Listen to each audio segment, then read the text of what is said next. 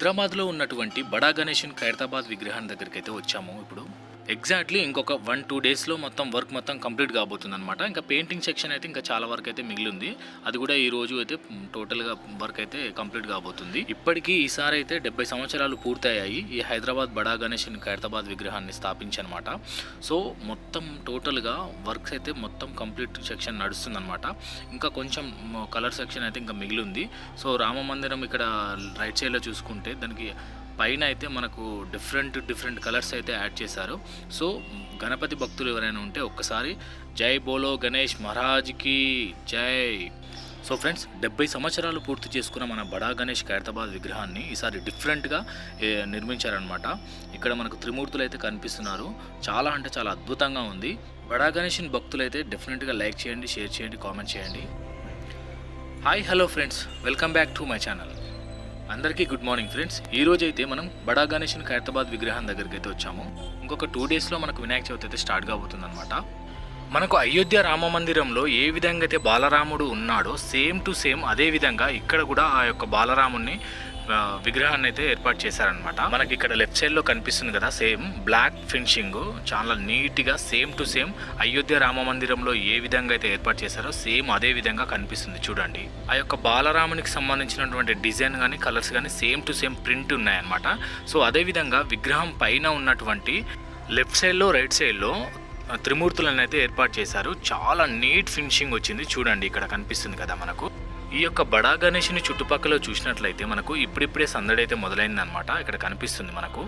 అదేవిధంగా మనకు వాతావరణం కూడా కొంచెం కూల్గా ఉంది కాబట్టి ఇక్కడ మొత్తం వాటర్ చినుకులు పడకుండా కానీ మొత్తం కవర్స్తో అయితే కప్పేశారు. ఈసారి అయితే డిఫరెంట్గా రైట్ సైడ్లో మనకు శివపార్వతుల మండపం కూడా ఏర్పాటు చేశారనమాట. సో పైన వచ్చేసి ఇంకా నెమలీలు వాటికి సంబంధించిన డిజైన్స్ అయితే ఇంకా కంప్లీట్ కాలేదు. అవి అయితే ఇప్పుడిప్పుడే వేస్తున్నారనమాట కలర్స్. ఈసారి 2024లో ఈ శివపార్వతుల మండపం సేమ్ మళ్ళీ అదేవిధంగా అయోధ్య బాలరాముని విగ్రహం ప్లస్ లెఫ్ట్ సైడ్లో చూసినట్లయితే సీతారాముల మండపం కూడా ఏర్పాటు చేశారనమాట. వీటికి సంబంధించిన కలర్స్ అయితే మొత్తం ఇంకా వర్క్ అయితే నడుస్తుంది. చాలా అంటే చాలా గ్రాండ్ లుక్ అయితే మనకు కనిపించబోతుంది అనమాట ఈసారి 2024లో. ఇక మొత్తం వెదర్ కొంచెం కూల్గా ఉంది కాబట్టి పైన కవర్స్తోనైతే కప్పారు. ఇక లెఫ్ట్ సైడ్లో చూసినట్టయితే సీతారాముల మండపం చాలా గ్రాండ్ లుక్ తోటి అయితే ఏర్పాటు చేశారు. ఇక్కడ మనం చూడొచ్చు. చాలా అంటే చాలా డిఫరెంట్గా చాలా బాగుంది. పైన మండపం పైన డిఫరెంట్గా ఉండాలని నెమలీలు కూడా డిఫరెంట్ డిజైన్స్ అయితే వేశారు. అదేవిధంగా ఈసారి 2024లో ఈ విధంగా కనిపిస్తుంది అనమాట మనకు గణేషన్ విగ్రహం. 70 సంవత్సరాలు పూర్తి చేసుకున్న ఈ యొక్క ఖైరతాబాద్ మహాగణపతి శ్రీ సప్తముఖ మహాశక్తి గణపతి అనే నేమ్ కూడా పెట్టారు ఈసారి. ఇక్కడ మనం చూడొచ్చు. అదేవిధంగా టోటల్గా కొంచెం వెదర్ కూల్గా ఉంది కాబట్టి కనిపించకుండా అయితే పెట్టారు.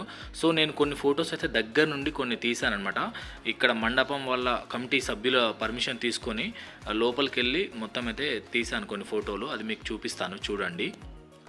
చాలా హైట్లో ఈసారి అయితే మనకు 70 సంవత్సరాలు పూర్తి చేసుకున్న సందర్భంగా వినాయకునికి సంబంధించినటువంటి ప్రతి ఒక్కటి డిజైన్ కానీ కలర్ సెలెక్షన్స్ కానీ చాలా నీట్గా గ్రాండ్ లుక్ తోటి కనిపించాలని చాలా అద్భుతంగా చేశారు.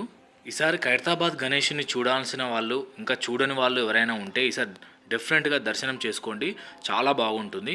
అదేవిధంగా ఇక్కడ మనకు పంచ చూసినట్లయితే గోల్డ్ ఎల్లో ఫినిషింగ్ తోటి కలర్ సెలెక్షన్ వేశారు. అదేవిధంగా రైట్ సైడ్లో మనకు స్కై బ్లూ గోల్డ్ తోటి అయితే మంచిగా డిజైన్ చేశారనమాట. పంచ కూడా రెడ్ అండ్ ఎల్లో గోల్డ్ అనమాట.